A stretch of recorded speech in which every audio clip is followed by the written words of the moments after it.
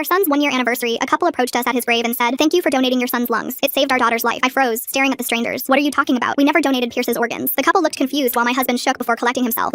Aren't you Pierce Wade's parents?" The couple interrupted him. "We are, but Pierce flatlined naturally in his coma. There was no donation," I said. The woman pulled out her phone. "But this email says otherwise." She showed me the screen. "Organ donation authorization. Authorized by Carter Wade, coordinating physician, Dr. Rachel Weinstein." My blood went cold. That was my husband's name. And Dr. Weinstein was the medical advocate who pressured us relentlessly about donating Pierce's organs when he was in his coma. "They're lying." My husband grabbed my arm. "That wasn't even our doctor. We're just going to—" But the woman wasn't quitting. She pulled out her phone and started Googling. "Look, Memorial Hospital, the hospital both your son and our daughter stayed in, and Dr. Weinstein is—" Her jaw suddenly dropped. "Oh my God, did you know about this?" I got loose from Carter's grip and walked over to her phone. There I saw it. Dr. Weinstein, convicted for organ harvesting, sentenced to 11 years, paid families up to $75,000 to authorize organ donations from comatose patients. The silence was deafening. She kept reading. 14 confirmed cases where Weinstein paid family members to withdraw life support from patients showing signs of recovery. I turned to my husband, who was now pale and shaking. $75,000. You got $75,000. He was silent. "You killed our son for money." The recipient family stood frozen, the woman covering her mouth. "You told me he flatlined while I was getting coffee," I said, voice shaking. "You called me saying Pierce was crashing. By the time I got back from the cafeteria, he was dying. But you pulled the plug while I was gone, didn't you?" My husband couldn't meet my eyes. "You don't understand." "Understand what?" I yelled, tears streaming. "Lila was 4. She wrote a letter to Santa asking for her brother back and sealed it in a tear-stained envelope that all her classmates signed. She slept in his bed for months because it smelled like him. You watched her do that knowing you killed him for money." The recipient father stepped back, his face gray. "Oh God, our daughter killed him. We never would have." I continued. "I lost my job, the one I loved, because I couldn't function. We lost the house because I couldn't work, and you said the medical bills drained everything, but you had $75,000. The truth crushed me. My sister paid our mortgage for 6 months. My mother moved in to help with Lila while I had a breakdown. They emptied their savings while you had blood money to yourself." "The boat," I whispered. "You got a brand new boat worth $60,000 2 months after Pierce died. You said it was your rich cousin giving it to you as our anniversary present, but he never gave it. You literally bought it with our son's life." Carter's face was deep red. "Did the therapy we go to at least help?" "The therapy." I cut him off, barely able to stand. "We went to 3 sessions in the first 8 months because we couldn't afford it." He looked down again. "But then you got promoted, and we could afford therapy," I said. "And of course, you're at every single one of these sessions now. You sit there every time while I sob about stepping away for coffee. You hold my hand while the therapist says I needed to forgive myself. You know I don't need forgiveness." "You do. Remember what you said at his funeral?" I asked. Carter went completely pale. "You said we were both there fighting for him until the end. You gave a speech about being there when he needed it most. People called you Father of the Year while I was the mother who stepped away." The couple were breaking down, the mother throwing up. "Dr. Namari said he was showing improvement," I continued. "Our boy squeezed my hand the day before. The doctor said he would wake up. His grandma was knitting him a sweater for the day he woke up while you were making sure he would never wear it." Carter was trembling. "Lila still draws pictures for him," I said quietly now. "Every week for his grave. She asks if he can see them from heaven. She's 6 now and still asks why God needed her brother more than she did. You destroyed her childhood for $75,000. My parents blame themselves," I added. "They think if they'd driven up that night, been there to support us, maybe Pierce would have fought harder. My dad has chest pains from the guilt. My mother takes anxiety medication. An entire family destroyed. The brightest part of it dead. All because you wanted 1 year's salary." The couple fled to their car while I pulled out Carter's car keys from my pocket. "I'm driving home. You're not coming with me." I pulled my phone out and started dialing. "Please don't call the police," he begged. "I'm not. I'm calling someone who'll do way worse than police ever would." I watched him visibly tremble as I pressed the phone to my ear. "Dad?" Carter's body looked like it took a screenshot. "Yeah, I'm at Pierce's grave, but I'm driving home alone and Carter really needs a ride." My voice stayed deadly calm. "Why?" "He'll just explain himself when you get here." I saw Carter start shaking his head and mouthing please. "You'll be here in 20? Perfect," I said, looking right at him. I hung up and Carter was just shaking. "Your father is an ex-Marine who loved Pierce more than life itself." I cut him off one last time. "He's driving you home, and once we're inside, you're going to tell him exactly what you did." I walked to the car. "My dad has buried men for less than what you did. Good luck." Full story on channel linked below.